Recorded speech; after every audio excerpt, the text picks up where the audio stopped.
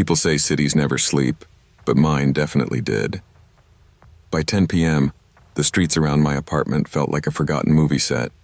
Quiet, empty, and a little too dark for comfort.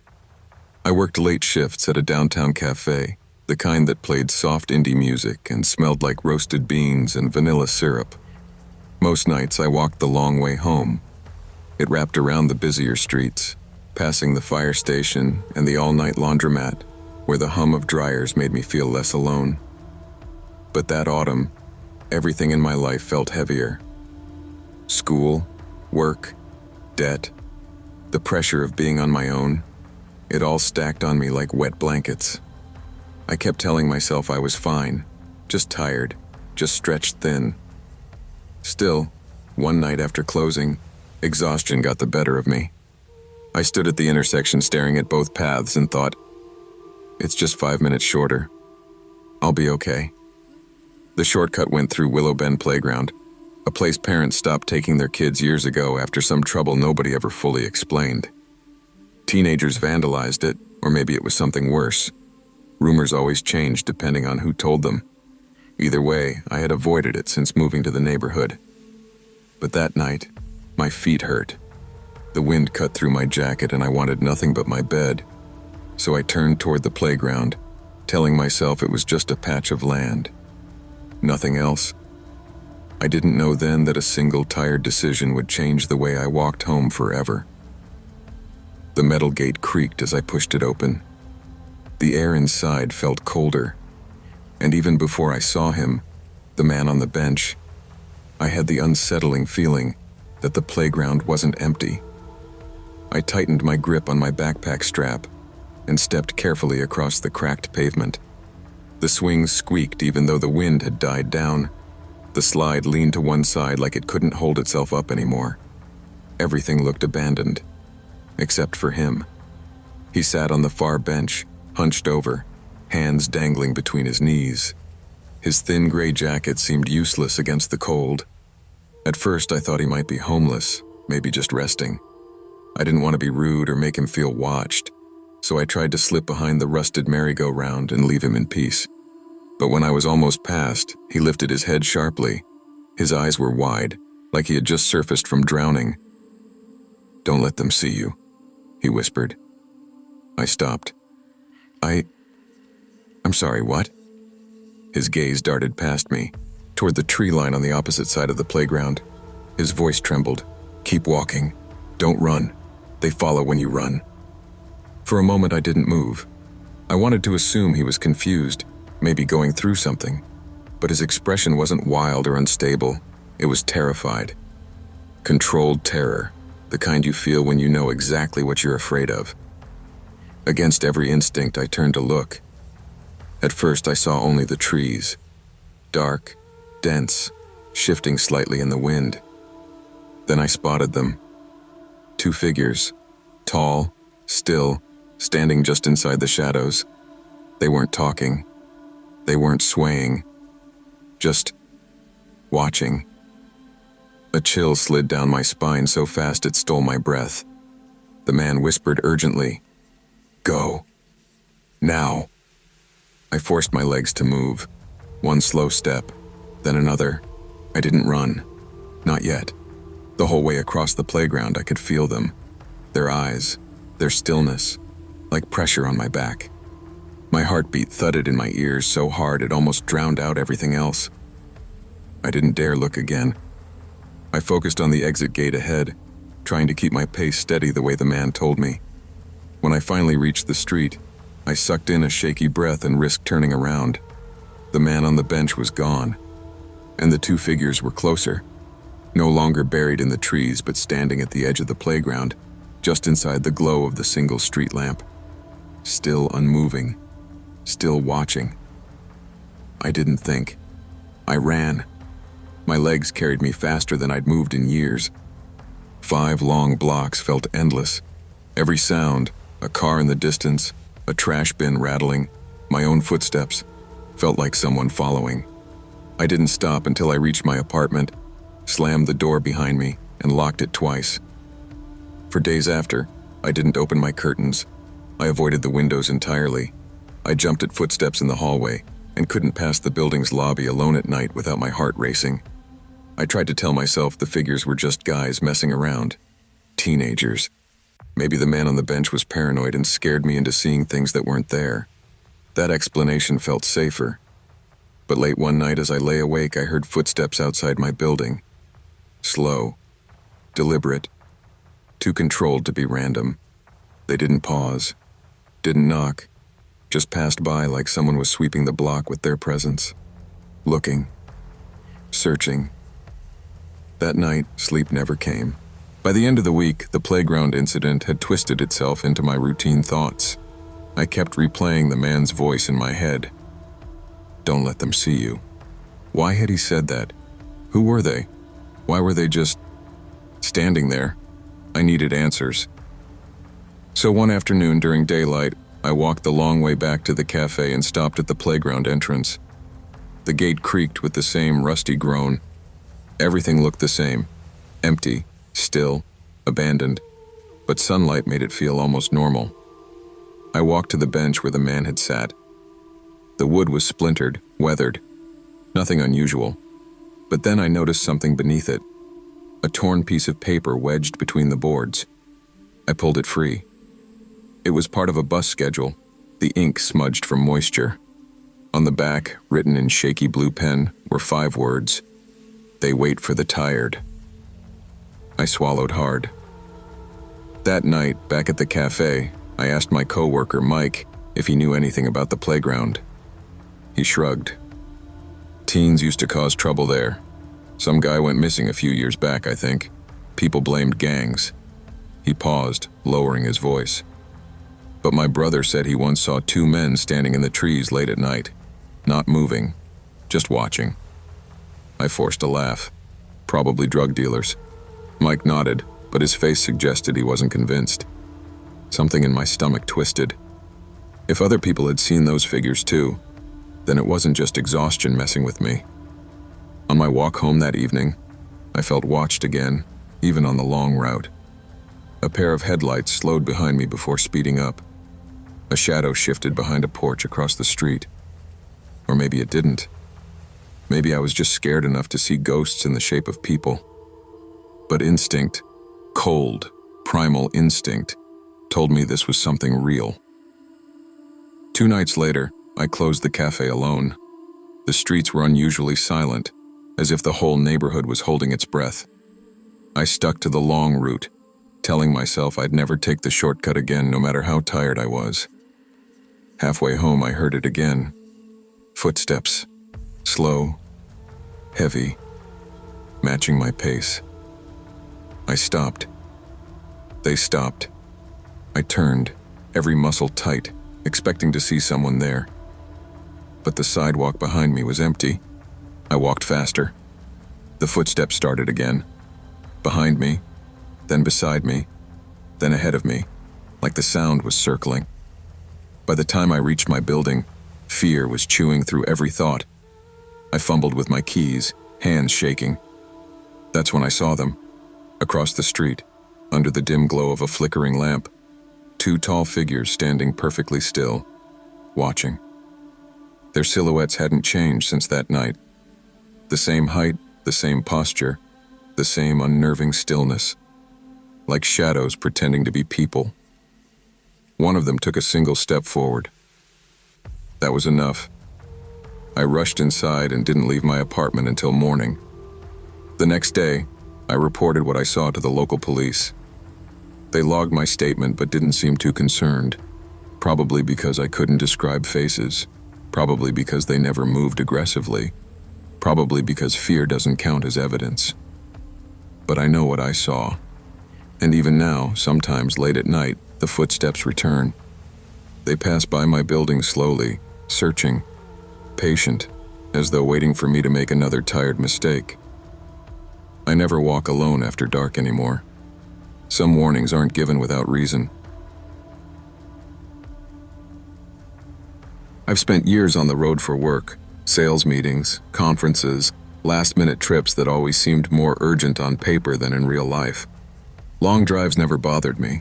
In fact, they used to give me a strange comfort. It was the only time I felt completely alone with my own thoughts and no one expecting anything from me. But ever since the night of that storm on Highway 41, I haven't been able to drive long distances without checking my mirrors way too often. I remember that day clearly. I had wrapped up a 3-hour meeting in Cedar Falls and decided to drive home instead of booking a hotel. It was late, but the forecast said light rain. Nothing about a thunderstorm. I figured I could make good time and sleep in my own bed. Seemed harmless. The storm rolled in faster than I expected. 1 minute, the sky was gray. The next, it opened up like a faucet. Lightning cracked across the fields, lighting everything in short, violent bursts.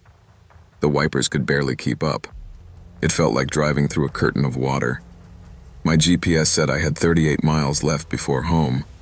I kept telling myself, just an hour. You can do an hour. But as I got deeper into Highway 41's empty stretch, forests on one side, farmland on the other, I started feeling uneasy. Storms had a way of making even familiar places feel wrong. I turned down the radio to focus on the road, gripping the wheel tighter. The sound of the rain on the roof was deafening. When I saw those hazard lights blinking in the distance, dim, flickering through the downpour, I didn't think much of it. Not yet. I had no idea that stopping, or even slowing down, could have changed everything. As I approached the stranded sedan, I eased off the gas. Even through the rain, I could tell the car was parked at a weird angle. Front wheel on the shoulder, back end slightly in the lane. Its hazard lights blinked weakly, like the battery was dying. Then I saw her. A woman stood beside the car, soaked from head to toe, waving both arms urgently. Her clothes clung to her like she'd been out there a while. She looked desperate, terrified. That alone made me pull up beside her. I cracked the window just an inch, rain instantly spraying through. "Ma'am? Are you all right?" She stepped closer, breath shaking. Please, my husband's hurt. He collapsed. I can't move him. I don't know what to do." Her voice broke in the middle of the sentence. I felt a punch of panic. I didn't want to leave someone stranded, not in a storm like that. But something felt wrong. The inside of the car behind her was completely dark. No dome light, no movement, no shadow of a person. "Is he breathing?" I asked. She hesitated, just for a moment, but long enough. Lightning struck, bright and violent. In that flash, the world turned white, and I saw them. 2 silhouettes, crouched behind the back of the sedan, not moving, watching. When the sky went dark again, they vanished into the shadows. My pulse hammered. My hand hovered over the lock button inside the car. The woman stepped closer. Too close. "Can you unlock your door? I just need help getting him out." Her voice was still shaking, but the fear I first heard in it felt different now. Controlled. Performed. The hair on my arm stood up. Something inside me whispered, "Don't open that door." She reached for the handle. I didn't think. I floored the accelerator. The car fishtailed slightly as the tires fought for grip on the wet pavement. I swerved around the sedan, narrowly missing its bumper.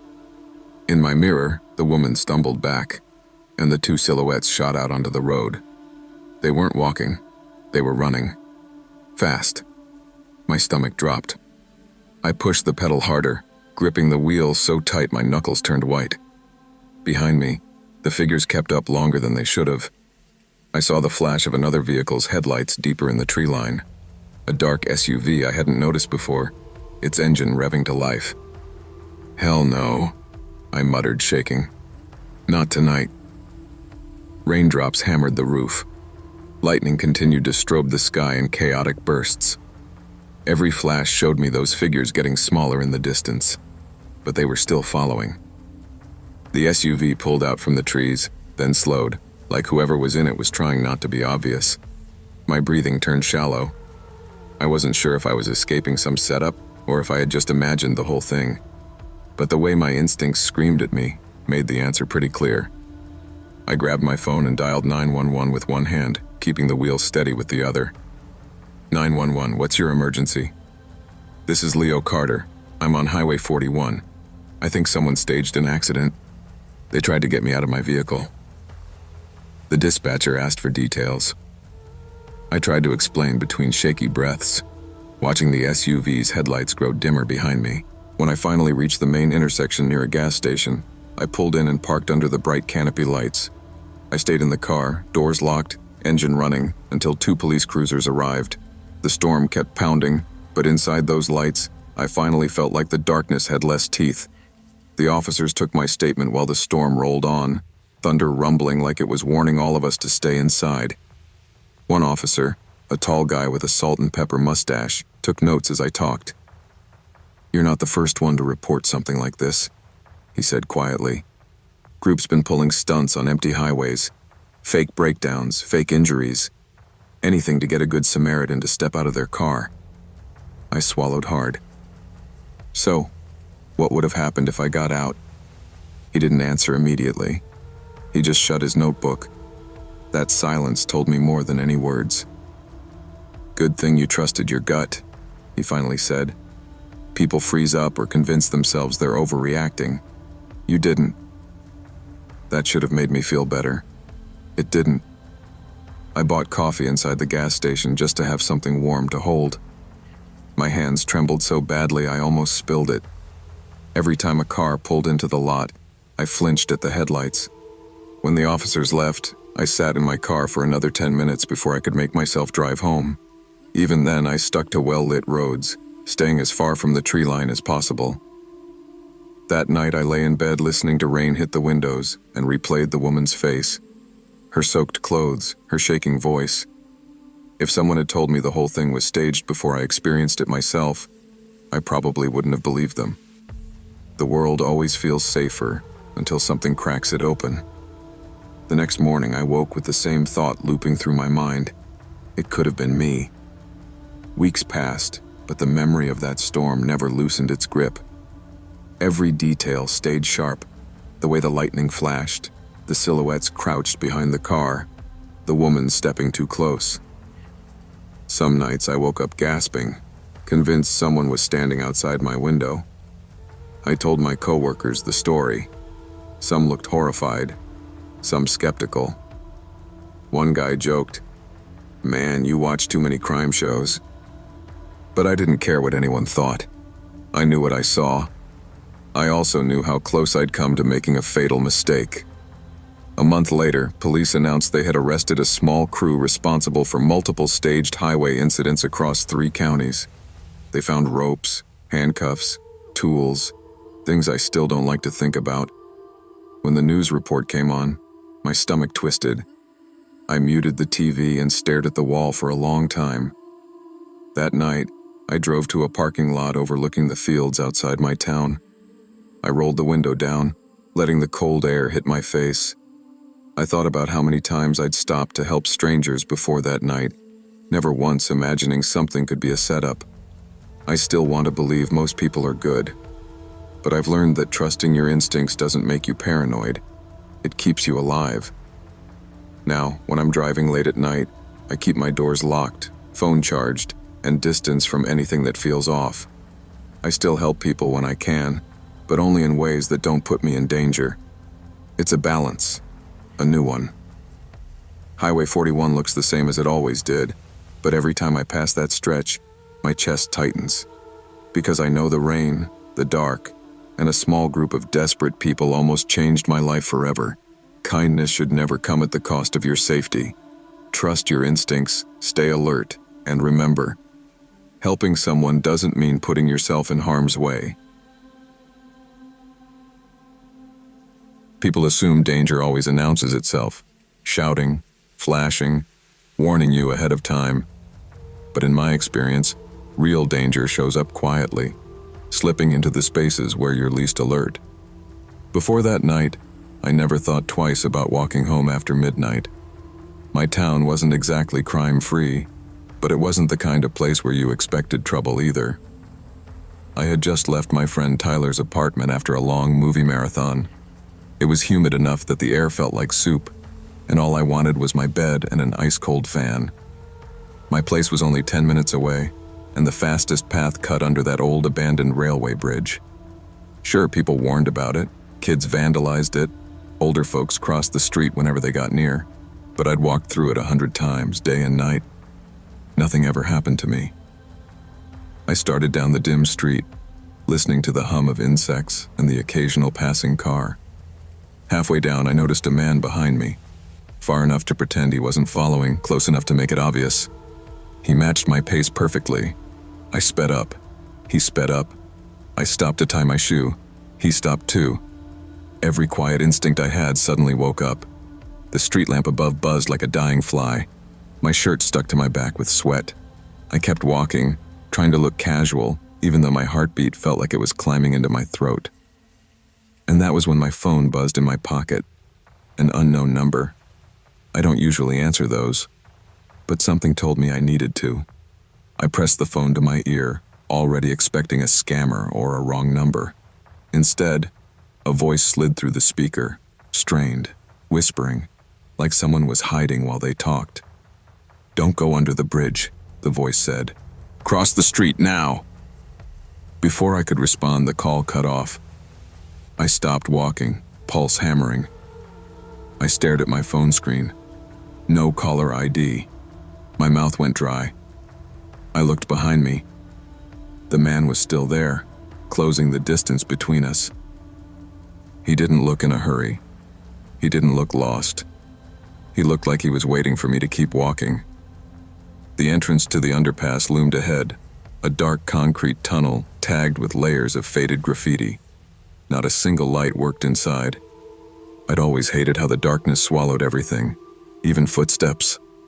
I swallowed hard. Whoever had called me knew exactly where I was and what I was about to do, and they sounded terrified for me. Keeping my breathing steady, I crossed the street, pretending to check my phone like nothing happened.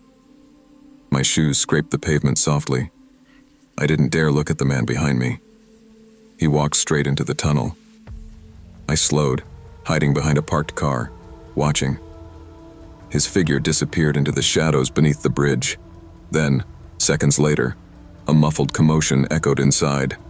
A grunt, a sharp gasp, something heavy hitting concrete.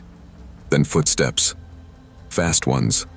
The man sprinted out of the tunnel like something was chasing him. True panic in his movements. He looked over his shoulder once, then bolted down the street and vanished into the night. My hands trembled so badly I could barely hold my phone. Whoever called me hadn't been wrong. The moment the man was gone, I hurried home as fast as I could without breaking into a full-on run. Every shadow looked like it might move. Every parked car felt like a hiding place for someone watching. I fumbled with my keys at the front door, cursing under my breath when they slipped from my sweaty hands. Inside, I locked every door, then locked them again. My heart refused to settle. I kept replaying the call in my mind, how the voice sounded, how urgent it had been. I tried calling the number back. "Number not found," my phone said. Great. I didn't sleep much that night. Every creak in the apartment felt like a warning. Every car passing outside made my stomach twist. Around 4 a.m., exhaustion finally pulled me under. The next morning, sunlight didn't help. My phone buzzed again, this time with a neighborhood alert app notification. Police activity near the old railway bridge. Area closed until further notice. I threw on shoes and walked toward the corner near my street. Yellow police tape fluttered in the humid breeze. 2 officers stood near the tunnel entrance. News vans arrived. Neighbors whispered in clusters like birds on a wire.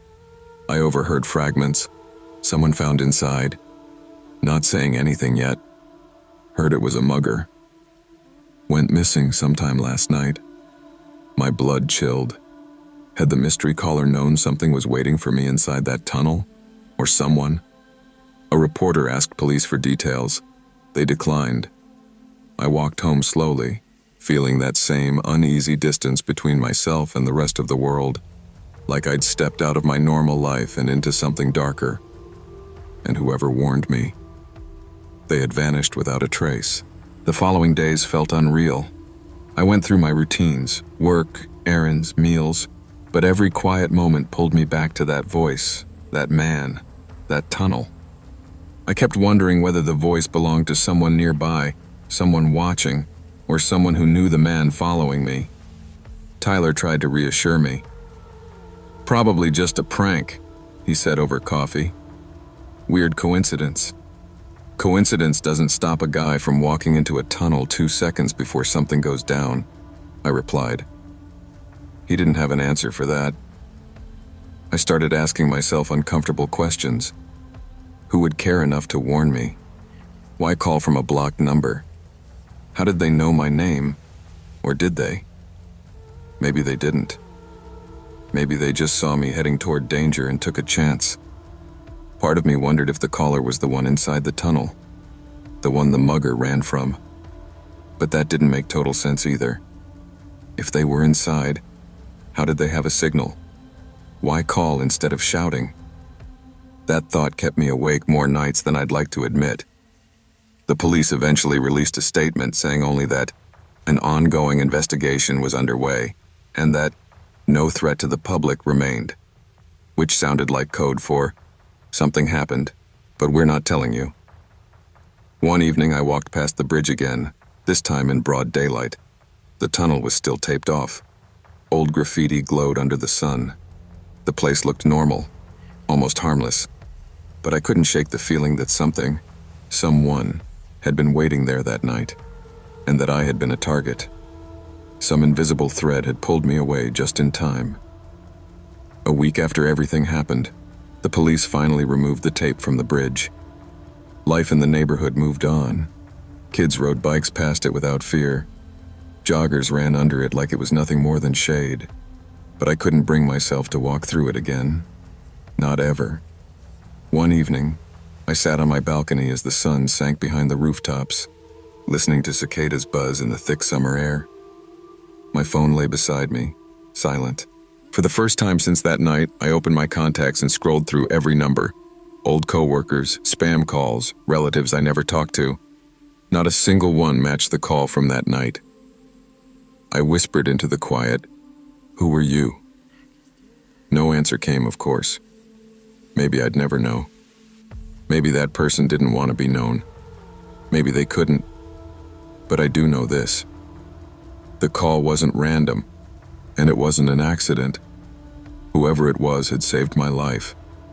Some things stay with you the rest of your days, not just the fear, but the understanding that the world holds more mysteries, more unseen dangers, and sometimes more unseen protectors than you think. I don't walk home late at night anymore. I take the long way, the safe way. I listen to my instincts, even when they whisper, and every now and then my phone buzzes with an unknown number. I never ignore it. Not after that night. I'd been working the night shift at Dayton Press for nearly 5 years. The plant's whirring machines, the scent of ink, and the constant hum of fluorescent lights had become a second home. But December nights were different. They cut deeper than the chill, making the world feel suspended, like even time itself had frozen. That night, when I finally clocked out at 3 a.m., the industrial park looked like a ghost town. Corrugated metal siding rattled in the wind, and distant security lights blinked sporadically, barely keeping the darkness at bay. My Jeep's heater wheezed, producing warmth in slow, grudging waves, while the roads stretched ahead, empty and fog-choked. I took the back roads home out of habit. 40 minutes of near silence, bordered by farmland and thick forest, places that swallowed headlights like they had a life of their own. Around mile marker 112, a curve in the road drew my attention. At first, I thought it was a plastic bag tangled in the wind, but the outline was too precise. It was a stroller, pink blanket draped neatly, standing upright in my lane. No tire tracks, no footprints, nothing. My pulse jumped. My instincts screamed that it wasn't just a misplaced item. It was deliberate. I slowed to a crawl, trying to see around the fog. Movement flickered in the trees to the right. Someone, or something, was watching me. My hands gripped the steering wheel tighter. The fog thickened, curling around my headlights like smoke. I knew instinctively that if I stepped out, I'd be walking straight into danger. I edged my Jeep back, scanning for escape routes. Then I saw it. A figure stepping into the road behind me. I swallowed hard, my chest tightening as dread settled in, cold and undeniable. I realized, almost immediately, that I was trapped. The stroller wasn't an accident. Someone had chosen this spot for a reason. The curve, the fog, the isolation. My heart pounded so hard I thought it would burst. I could see a second figure emerging from the woods behind me, moving deliberately, slow but confident, like a predator testing its prey. The thought of opening the door, stepping out, even to inspect the stroller, made my stomach turn. I fumbled for my phone.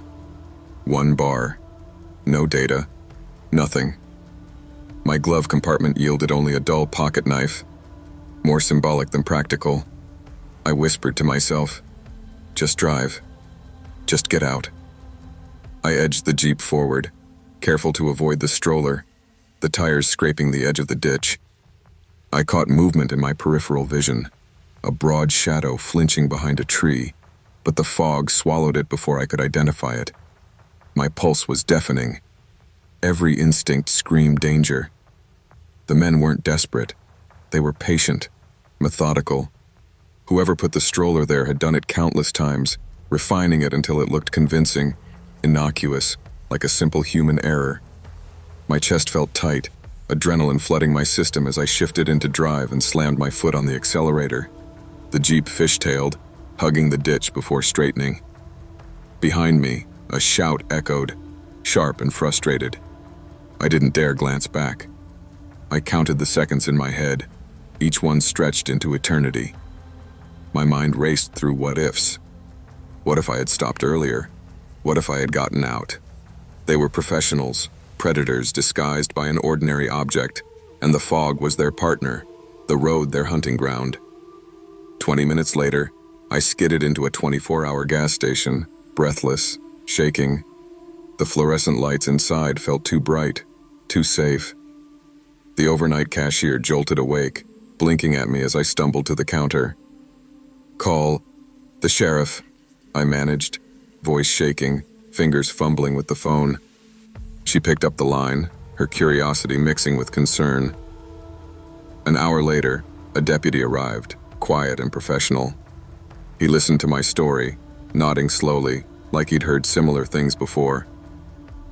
"Objects in lanes, figures hiding nearby," he said flatly. "There's been a string of reports around here. People chase, people vanish, but they never get caught." He didn't need to add more. I understood immediately. I had escaped. By sheer luck, intuition, and adrenaline. The deputy asked me to describe the figures, the stroller, the fog. I did, every detail, and he wrote it down. When I finished, he nodded. "You did exactly the right thing. Didn't stop, didn't step out. Most people don't have that instinct." He left, and I sat back against the wall, hands trembling. My Jeep, parked outside, felt both like a lifeline and a reminder of how close I'd come to disaster. That night, sleep didn't come. Every creak of the apartment, every wind gust, every distant siren kept me awake. My mind kept replaying the fog, the stroller, the hunched figures in the trees. How many people didn't survive similar encounters? How many had fallen for that same bait? I felt both grateful and haunted, aware that the ordinary world could hide extraordinary danger in the smallest, most innocent-looking package. In the days that followed, I drove the same route, cautious and hyper-aware. Every shadow, every roadside object, every glint in the fog made my stomach twist. Tires abandoned on the side of the road, stray boxes, even garbage bags became potential traps in my mind. My friends laughed at my obsession. "You're letting paranoia run your life," one said. But I couldn't shake the memory of that night, the way danger had waited for me under the guise of innocence. Work became mechanical. Nights at the plant blurred together, but the road home remained a gauntlet in my mind. My Jeep's headlights were more than illumination. They were shields, probing the fog for threats. Every curve, every ditch became a mental checklist. I drove with one hand on the wheel, the other ready to grip anything at arm's length. One morning, I saw a stroller abandoned at the edge of a parking lot, sunlight streaming through frost-covered windows. My first instinct was to slow, investigate, but years of that night's lesson came back. I slowed only enough to assess from a distance, then drove past. My pulse remained steady, but my hands were tense. Experience, I realized, didn't eliminate fear. It refined instinct. Survival was as much about restraint as it was about action. It occurred to me that the ordinary world wasn't always safe, and danger didn't always announce itself. Sometimes it wore a pink blanket, a stroller, a package, a smile. The world seemed harmless because most people accepted appearances, never questioning what sat quietly in their lane, waiting. That awareness, I realized, was a kind of armor, fragile but necessary. Years passed. I still drive those roads occasionally, always alert, always scanning. I still see abandoned objects, and my pulse tightens automatically. But I've learned something deeper. Fear is a tool, and awareness is a shield. The world isn't inherently malevolent, but it isn't inherently safe either. Ordinary moments can mask extraordinary danger. Sometimes I think about the people who weren't as lucky, those who stepped out, those who hesitated, those who assumed innocence. I carry that memory, not as obsession, but as vigilance. I've also learned to trust my instincts, no matter how unreasonable they may seem. If something feels wrong, it probably is. It's easy to assume the world is safe when it looks normal, but danger doesn't always roar. Sometimes it whispers, disguised in innocence, hiding behind fog and shadows. And sometimes, survival depends on seeing it for what it is. Pay attention, trust your instincts. The ordinary world can hide extraordinary danger, and awareness is often the difference between life and death. I had been working the night shift at the hospital for nearly 8 hours, moving from room to room, checking vitals, calming anxious patients, and filing endless reports. By 1:45 a.m., my body felt like concrete, my mind dulled by the monotony of fluorescent lights and beeping monitors. I took the back roads home, cutting across stretches of farmland to avoid the snarled traffic caused by construction on the highway. The night was unnervingly quiet, broken only by the hum of my car and the occasional owl hoot somewhere in the distance. Fog rolled low across the fields, hugging the ground like it had secrets it didn't want me to see. About 20 minutes into my drive, I approached a small overpass crossing a dry creek bed. I slowed instinctively, my headlights revealing something on the railing. A woman stood there, alone. Her white dress swayed in the weak wind, and she didn't move, didn't react to my headlights. At first I thought she might be suicidal. My foot hovered over the brake, my heart thudding painfully in my chest. Something about her posture, though, screamed wrong, too still, too deliberate. She wasn't afraid of the height. She wasn't reacting to me. I debated calling 911, but I told myself I'd just inch past, report her afterward.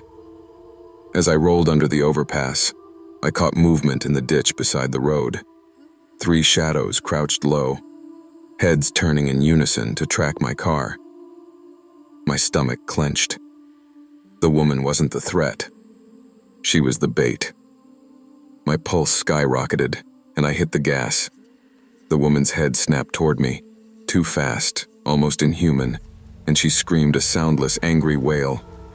Behind me, the figures erupted from the darkness, shouting and throwing rocks. The chase had begun, and the road I thought was empty suddenly became a trap. The tires screamed against the asphalt, the engine straining as I floored the gas. My hands gripped the steering wheel until my knuckles went white. I didn't dare look in the rearview mirror for more than a second, but the chaos was there. 3 men chasing me, shouts blending into something primal, almost animalistic. One of them hurled a rock that pinged against the trunk, and I swallowed hard, my mouth suddenly dry. I had no idea what they wanted, only that I couldn't stop, couldn't slow down. Fog clung to the fields like a wet blanket, and the road seemed to stretch endlessly. My headlights caught glimpses of roadside markers, abandoned barns, and rows of corn swaying in the wind. Every shadow felt alive, and every glint of light made me flinch. My mind raced through scenarios. Was this some kind of robbery? A trap designed for hunters to ambush a driver? Nothing made sense. By the time I reached the next town, my car rattled with the stress of speed and adrenaline. I pulled over, heart hammering, and tried to calm myself. The men had vanished, leaving only the lingering fear coiling in my chest. I dialed the sheriff's office, voice trembling. The dispatcher put me through, and when the sheriff picked up, his calm, almost bored tone made my skin crawl. "Was she dressed in white?" he asked. I nodded slowly, stomach twisting. "Yes," I said, my voice barely audible. He sighed, leaning back in his chair. "You're not the first, not by far. Drivers report the same thing, same overpass, same time. Always late, always alone, and always followed." I blinked, trying to process the words. Followed by who? By what? The sheriff didn't answer that question. He couldn't. The next day I couldn't focus.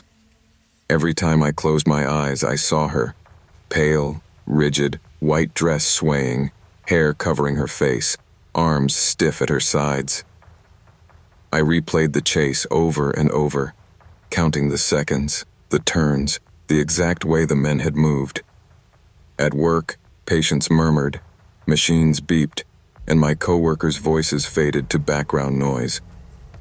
Even the coffee machine didn't make sense anymore. I started researching the overpass, trying to understand if this was some local legend or a pattern. Online forums had vague posts. White dress woman. Overpass at Route 82. Drivers warned to stay away. Most dismissed it as urban legend, a trick of fatigue and fog. But the sheriff's calm confirmation haunted me. There were gaps in the story that couldn't be explained. No victims found, no evidence, and no clear motive. Just sightings. By nightfall, I couldn't ignore it anymore. I drove past the overpass slowly, headlights off, testing my fear against reality. Nothing. Silence. Empty road. My mind tried to rationalize, to find a flaw in my memory, but the instinctive terror wouldn't let go. Something had used her figure to lure me. Something had been waiting in the dark. That night I sat at home, staring at my phone. I wanted to call the sheriff, but what could I even say that hadn't already been reported hundreds of times? I knew the truth, and it made me feel small and powerless. Someone, or something, was orchestrating this with patience and intent. Sleep didn't come. Every creak in the house, every shadow outside my window made me flinch. My life had changed in one night, though outwardly, nothing looked different. A week later, curiosity gnawed at me. I told myself I needed closure, needed to understand the overpass. Against every instinct, I drove there again at the same late hour. The fog was heavier, thicker, wrapping the road like a shroud. My headlights cut through it like knives, and there she was, standing on the railing, white dress fluttering faintly. I stopped the car entirely this time, heart in my throat.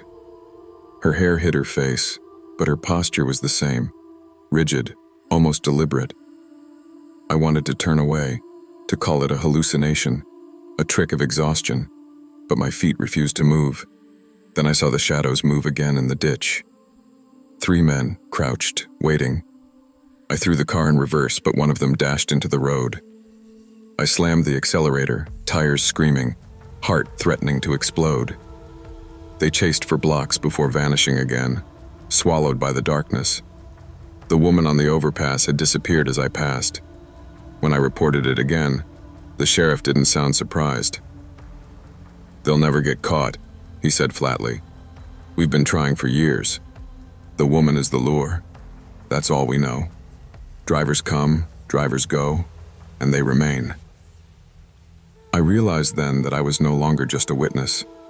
I was part of the story, part of a cycle I couldn't escape.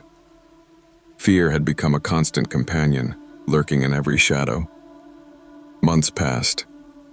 I never saw her again, at least not in person, but every foggy road and overpass brought her image to mind. I stopped driving those back roads, always checking reflections, avoiding darkness, and second-guessing my instincts. Sleep came fitfully, with dreams of rigid figures standing silently in white. I learned something important. Fear is real, but inaction can be worse. If I hadn't reacted instinctively, who knows what might have happened? The story isn't just about a ghostly woman or the men in the ditch. It's about vigilance, awareness, and trusting your instincts when something feels off. People walk past danger all the time, convinced it's someone else's problem. I realized too late how easily reality can hide danger in plain sight. It left me with a permanent caution, not paranoia, but respect for the unknown. Danger doesn't announce itself.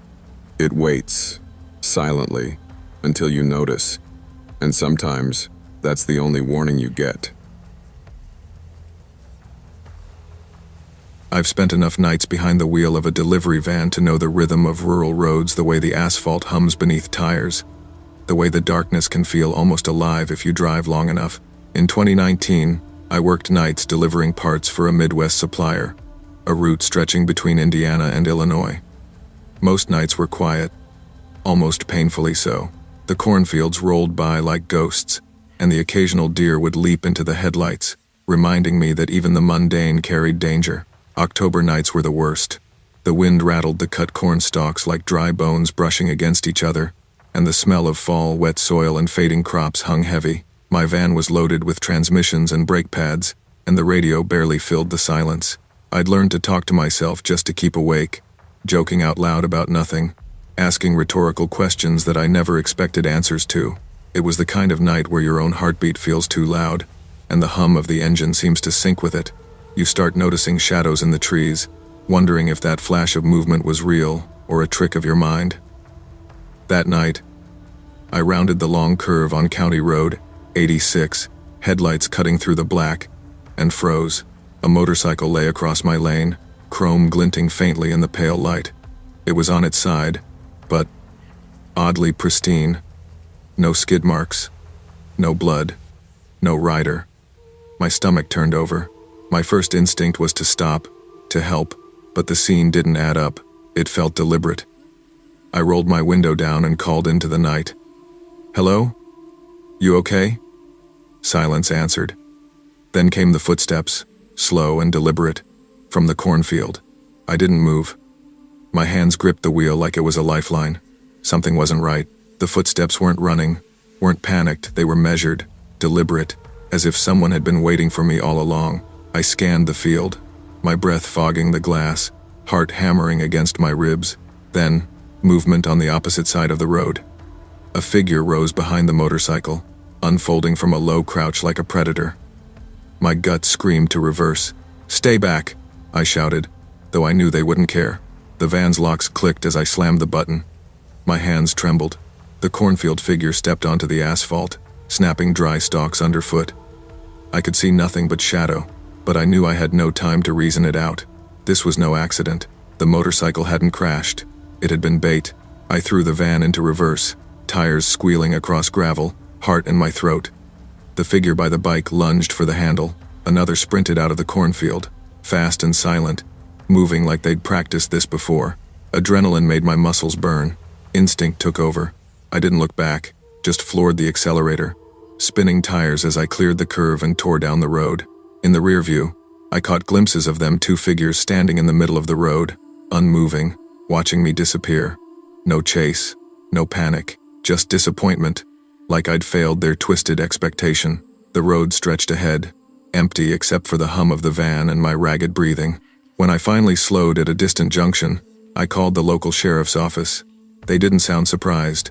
"You're lucky," the deputy said. "We hear about this stuff a lot. Motorcycles, ATVs, even bicycles left on the side of the road. People stop to help. Sometimes they don't come back." I drove the rest of the night with eyes scanning every shadow, ears straining for the faintest rustle. The fields looked the same, but I knew better now.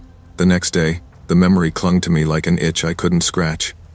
Every empty road I passed felt like a trap. I found myself leaving earlier, sticking to highways with more traffic, refusing deliveries on the loneliest back roads after sunset. My coworkers laughed when I mentioned it. "You're letting one weird night mess with you?" my supervisor said.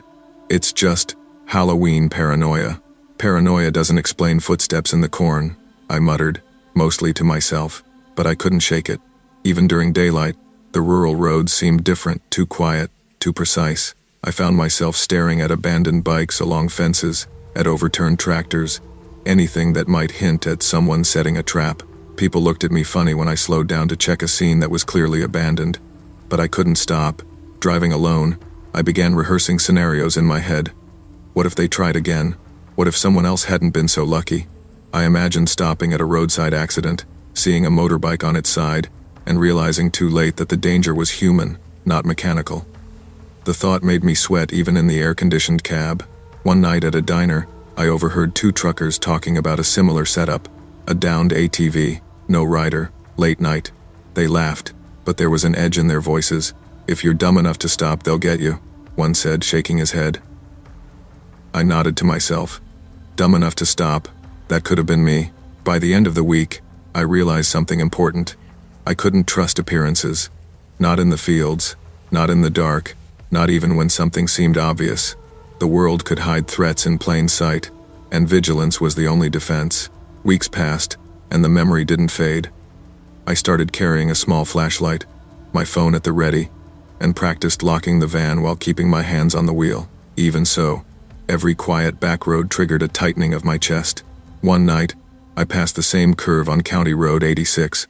My headlights illuminated the fields like before. My pulse quickened, but I forced my hands steady. No motorcycle, no shadows, just the wind through dead corn. I exhaled slowly, forcing myself to relax, but my mind kept scanning for movement. I realized fear wasn't just about danger, it was about control. That night, I stayed vigilant but kept driving. I reminded myself that most people were ordinary, that not every accident on the side of the road was a trap, but vigilance and awareness were habits I couldn't shake. They had saved me once, and I knew they could again. At a rest stop later, I talked to a fellow driver. "Ever get nervous on back roads?" I asked, trying to sound casual. He chuckled. "Every night. But you learn to respect it.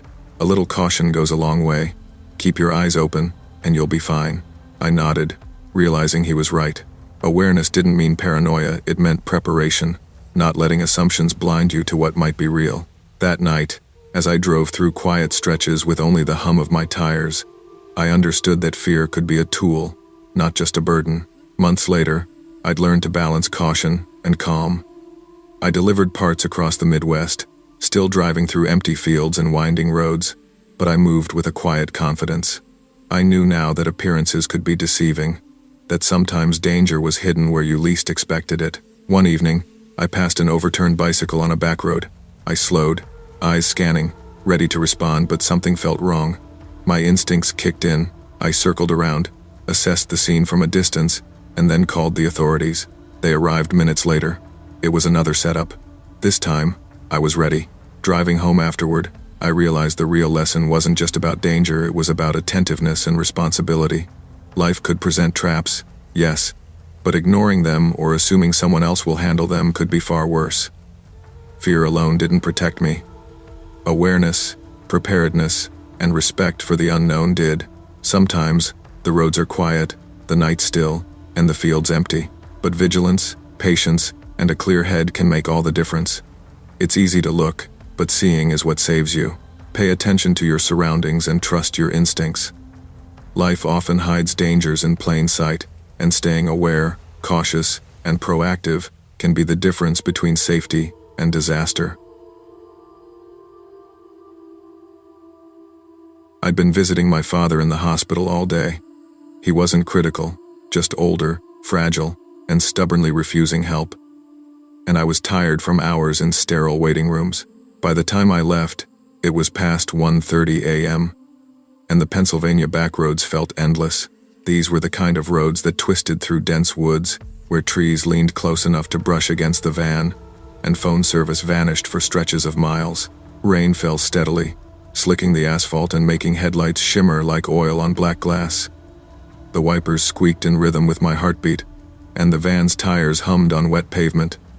I was alone, grateful for the quiet at first, until the darkness began to feel oppressive. Every shadow seemed alive. Every bend in the road carried the possibility of something or someone waiting. I'd driven these roads before, but not at this hour, not in this rain, not with my mind weighed down by hospital corridors and the smell of antiseptic. The isolation sharpened my senses. My eyes scanned the tree line for movement, my hands tightening on the wheel. Then, out of nowhere, high beams caught a figure standing in the middle of the road. A man, completely still, arms hanging at his sides. No shivering, no pleading, no staggering, just standing. My stomach dropped. People in distress don't stand like mannequins. I rolled the window down a fraction. "Sir, are you okay?" My voice sounded small in the drizzle. The man didn't answer. Instead, he stepped forward slowly, and I noticed the shapes behind him, too crouched, hidden in the brush, human, motionless. My heart thumped like a jackhammer. Something about the scene didn't make sense. The man wasn't waving, calling, or signaling for help. The two shapes in the grass didn't twitch, breathe, or move naturally. My gut screamed, this wasn't an accident. This was a setup. "Okay," I muttered to myself, gripping the wheel tighter. "Don't get out. Don't stop." The man in the road shifted, stepping closer. His soaked clothes clung to him unnaturally, revealing the stiff line of his body. A shiver ran down my spine. I looked at the figures in the brush. They mirrored every slight movement. They had rehearsed this, and I was the target. I pressed my foot against the brake lightly, keeping a safe distance. My mind raced. I couldn't call anyone, service was gone, and the van's radio only hummed. I thought about my father, alone in the hospital, and a surge of determination pushed me to react. The man in the road took another step, and the hidden figures began crawling forward, moving as if rehearsed. The closer they got, the more I realized just how exposed I was. Every instinct screamed to get out, but my mind overrode it. These people weren't victims, they were predators, and they wanted me to stop. I glanced at the rearview mirror, spotting them faintly in the reflection. There was no hesitation. I knew in that instant that any movement outside the van could cost me. Fear sharpened my senses into a single focus. Escape. I slammed the van into reverse, tires squealing, ABS screaming against the wet asphalt. The man in the road lunged for the door handle, and I yanked the wheel, spinning the rear wheels across the rain-slicked surface. One of the figures in the brush sprinted out, snapping dry branches underfoot. Adrenaline burned through me as I shifted into full reverse, aiming for the curve ahead. Every second felt stretched. Every heartbeat felt like it would burst through my chest. The figures moved unnaturally fast, yet suddenly, they paused, as if expecting me to freeze in panic. Come on, I muttered, barely noticing the words leave my mouth. The tires bit into the wet pavement, carrying me away from the edge of the woods and their dark silhouettes. I glanced in the mirror, heart hammering. For a moment, I saw all three standing in the roadman and two hidden watchers. They didn't chase, didn't panic, just watched. I floored the accelerator, letting the rain lash my windshield as I gained distance. By the time I reached a gas station 40 minutes later, my hands were numb, my legs shaky. I called the sheriff immediately. The deputy's voice came calm but firm. "We can't patrol that area tonight. Roads are washed out, no signal for miles. You did the right thing by not stopping." I sat in the van, drenched, trembling, realizing how close I'd come. My fear hadn't paralyzed me, it had focused me. The next morning, I avoided that route entirely. My usual shortcuts now seemed dangerous, and even familiar roads carried a new tension. At work, co-workers teased me about paranoid night driving, but I couldn't shake the memory. I kept replaying the scene, the perfect stillness, the rehearsed movements of the figures, the unnatural timing of everything. I realized how easy it was to assume the world was benign, to stop for someone on a lonely road, to trust appearances. In truth, danger can hide in plain sight. and people often mask intentions behind ordinary acts. Even weeks later, I found myself driving with extra caution. A deer crossing would make me tense. A broken-down car would get a careful scan before approaching. My awareness was constant, instinctive. It had saved me once, and I wasn't going to risk forgetting it. One night at a diner, I told a fellow driver, "You ever see something weird on back roads?" He nodded. Every night. People underestimate how dangerous quiet roads can be. Keep your eyes open. Don't assume anything. It's easy to get hurt if you're polite. I agreed. Politeness could kill. Awareness could save. The memory of those figures, man and hidden watchers, reminded me that vigilance is survival. Months passed, and the roads remained as winding and dark as ever, but I no longer drove with naive confidence. I kept emergency supplies in the van, my phone charged, headlights high, and reflexes sharp. Every time I passed a lonely curve or a slick patch of asphalt, I scanned the tree line, considering what could be waiting. I never saw them again, but the memory stayed vivid, like a scar on the mind. I realized that danger often arrives disguised as the ordinary: a stranded motorist, a broken-down bike, a motionless figure. They can all hide malicious intent. Driving through the Allegheny backroads taught me that fear, when combined with awareness, becomes a tool. You can't predict everything, but preparation and vigilance make a real difference. I never stopped caring about others, but I learned to protect myself first. Not every situation is what it appears to be. Trust your instincts, stay aware of your surroundings, and remember that caution can save your life. Safety often comes from seeing clearly, even when fear makes your mind scream to look away. Winter 2021 inches northern Michigan was relentless. Snow fell in sheets, blanketing the small towns I delivered linens to, coating the roads until they were unrecognizable. I had been driving these routes for years, but that winter felt different. Every night, I left the warmth of my apartment to navigate drifts that swallowed the edges of the asphalt. My van groaned under the weight of frozen tires and half-frozen roads, and my breath fogged the windshield even with the heater on full blast. I remember one night clearly. The storm had intensified by dusk, and I was delivering linens to a client in a town so small it didn't even appear on my GPS correctly. The system rerouted me down a narrow forest road I had never driven before, a single lane cut through towering pines. Snow clung to the branches in heavy clumps, weighing them down like frozen fingers reaching toward the road. The silence was almost suffocating. As I drove slowly, headlights cutting through the white haze, I thought I saw something unusual. At first, I assumed it was a snowbank, maybe a fallen tree, but the shape resolved into a *** yellow school bus ***, parked sideways across the road, blocking the entire lane. Its windows were fogged, the hazard lights blinking slowly. My stomach twisted. No tracks led to it, no footprints in the snow, no signs of life. "Hello?" I called softly, my voice barely carrying over the wind. Nothing, just the rhythmic blink of hazard lights. I eased my van forward, preparing to reverse, but the tires sank into the snow. My phone had no service. I tried to rationalize it.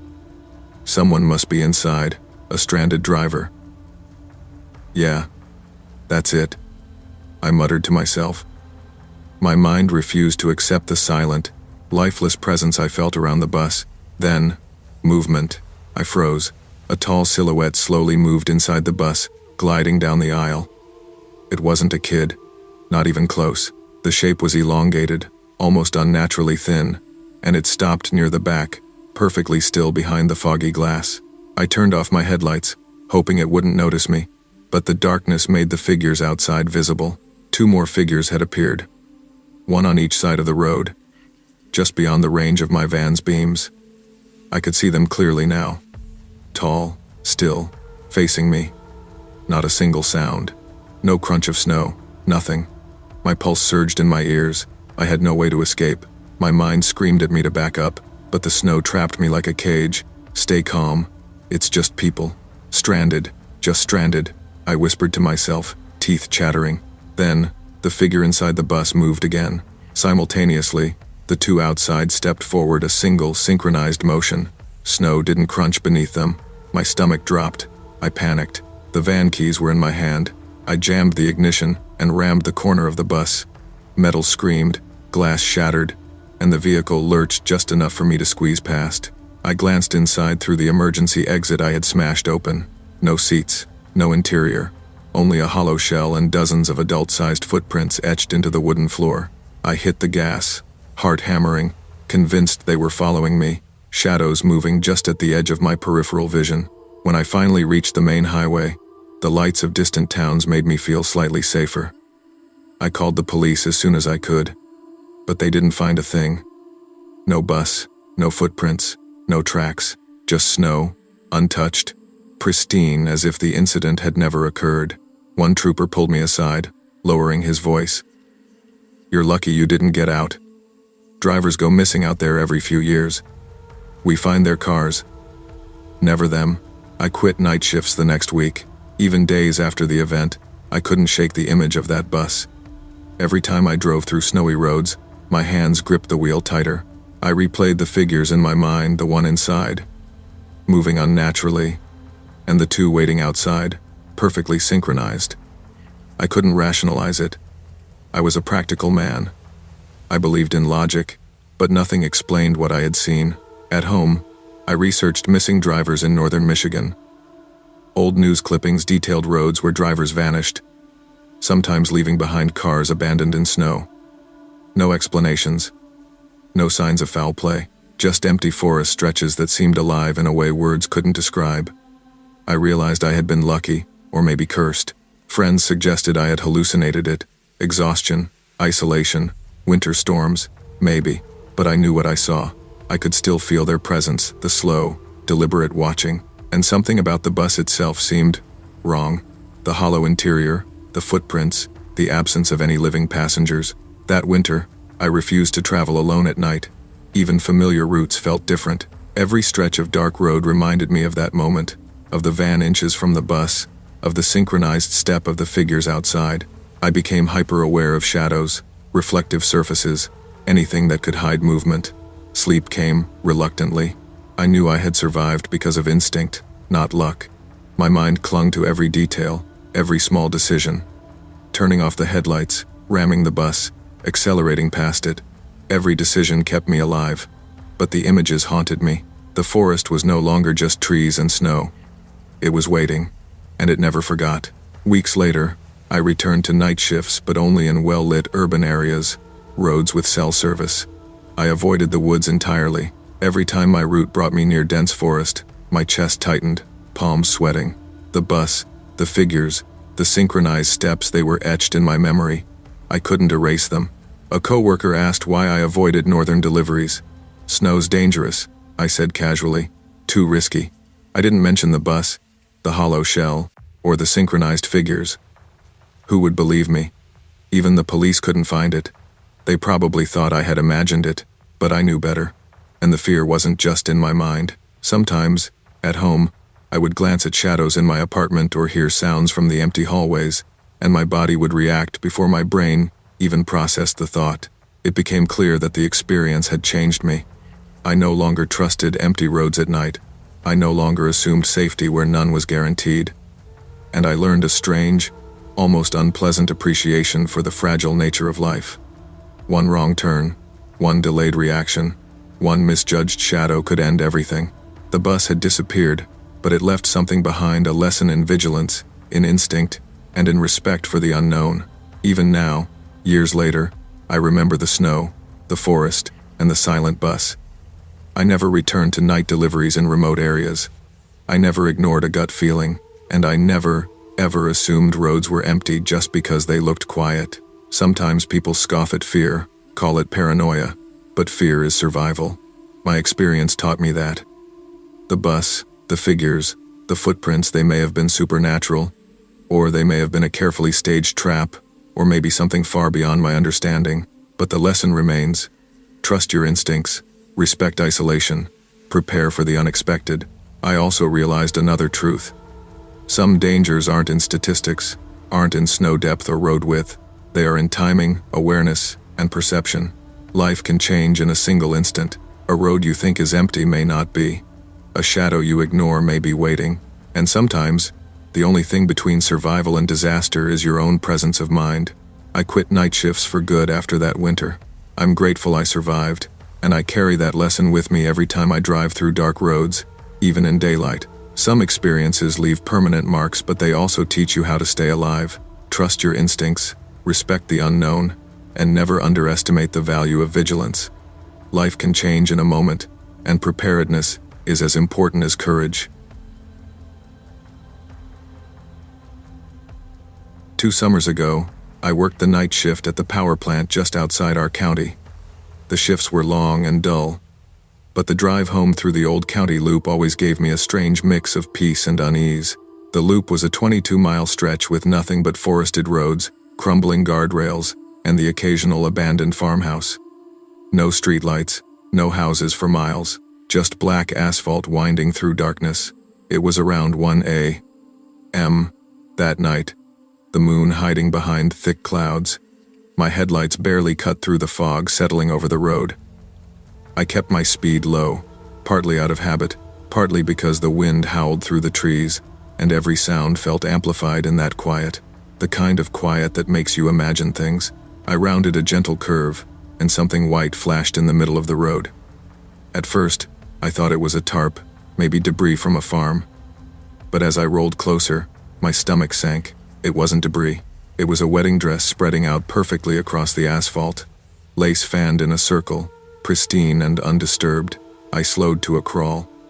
My hands gripped the wheel tight, and I tried to convince myself it was nothing, maybe some weird prank. But something about the stillness of it, so far from civilization, made my gut twist. It didn't look like it had been there long, and the shape underneath it, I realized too late that it was a human-sized form. My heart jumped. I debated stopping. I debated driving faster. My instincts screamed both ways at the same time. Then, movement on the roadside. 3 figures crouched low in the grass and behind mile markers, motionless, watching. The dress wasn't covering a victim. It was bait. I froze, trying to convince myself that it was someone messing around, maybe teens pulling a prank. But the figures didn't laugh. They didn't wave. They didn't move like kids, too deliberate, too silent. I could barely make out a glint in one hand, something metallic, a pipe, a crowbar. My pulse hammered. I eased forward, inching past the dress, hoping they wouldn't react. My headlights reflected off the asphalt, illuminating their shadows. They shifted closer, slow, predatory movements, like stalking prey. My mind raced. I couldn't stop. I couldn't go back. Come on, I muttered under my breath, gripping the wheel tight. My legs shook. The dress spun slightly in the breeze from my tires. One of them lunged, impossibly fast, a silhouette blurring toward the van. I slammed the gas. Tires squealed. I clipped the edge of the dress. It flew into the air like a ghostly sheet. The figures exploded forward, sprinting, but I managed to wedge the van between them and the roadside. The engine roared. My heart roared louder. The next few seconds were a blur of motion and adrenaline. I shot past them, heart hammering so hard I thought it might burst through my chest. When I glanced in the rearview mirror, the figures stood in the road again, unmoving, watching me. The wedding dress settled around their feet like a shroud. I kept driving, barely breathing, until I hit the main highway. Streetlights, cars, civilization. My hands still shook. My brain kept replaying the dress, the figures, the way they moved. I knew I hadn't imagined it. The police were skeptical at first. They checked the county loop later. No footprints. No evidence. Only the faint marks of tires where I had brushed the dress. Over the next week, I couldn't sleep. Every sound outside my apartment, every shadow on the road, made me flinch. I started reading police reports. Turns out, this wasn't an isolated thing. Other drivers had reported similar setups: children's coats on roads, duffel bags, backpacks, objects placed strategically to force drivers to stop, to get out, usually in remote areas, always late at night. When I called the sheriff's office to describe the wedding dress, the deputy's voice dropped to a whisper. "That's a new one," he said. "But whoever's doing this, they're getting bolder." I couldn't shake the image of those 3 figures. I visualized the dress fanned across the road, the silent coordination of the attackers, their inhuman speed when I moved forward. Every time I closed my eyes, I could see them inching closer, glinting metal in hand. Friends tried to calm me down. "It's probably just someone trying to scare you," they said. "You're imagining things." But I couldn't dismiss it. I knew what I had seen. I avoided that loop road completely after that night, taking longer, unfamiliar routes home. Each night drive reminded me of how quickly a normal evening could turn terrifying. The dress, the form under it, the predators in the dark, it all replayed in my mind. Like a movie I couldn't stop watching. It wasn't just fear. It was the realization of how fragile safety really is. How quickly normal life can turn threatening when someone with intent decides it should. Weeks later, I tried returning to a semblance of normal life. I drove home from the plant along lit highways, avoiding shortcuts. But the memory stayed.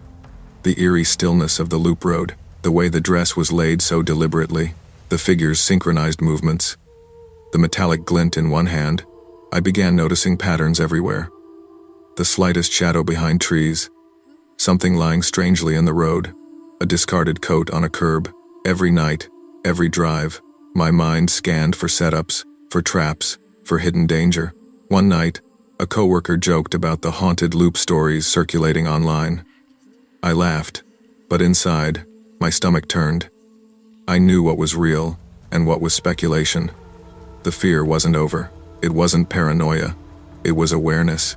The police advised reporting anything suspicious immediately. I did always. But the reality was, even law enforcement couldn't always catch these people. They could plan, they could hide, they could manipulate fear itself. And as far as I knew, no one had been caught placing objects to trap drivers. Not yet. Driving at night became a study in survival. I learned to trust instincts, to slow for anomalies, to never assume the road was empty. Every night, my mind replayed what could have happened if I had stopped.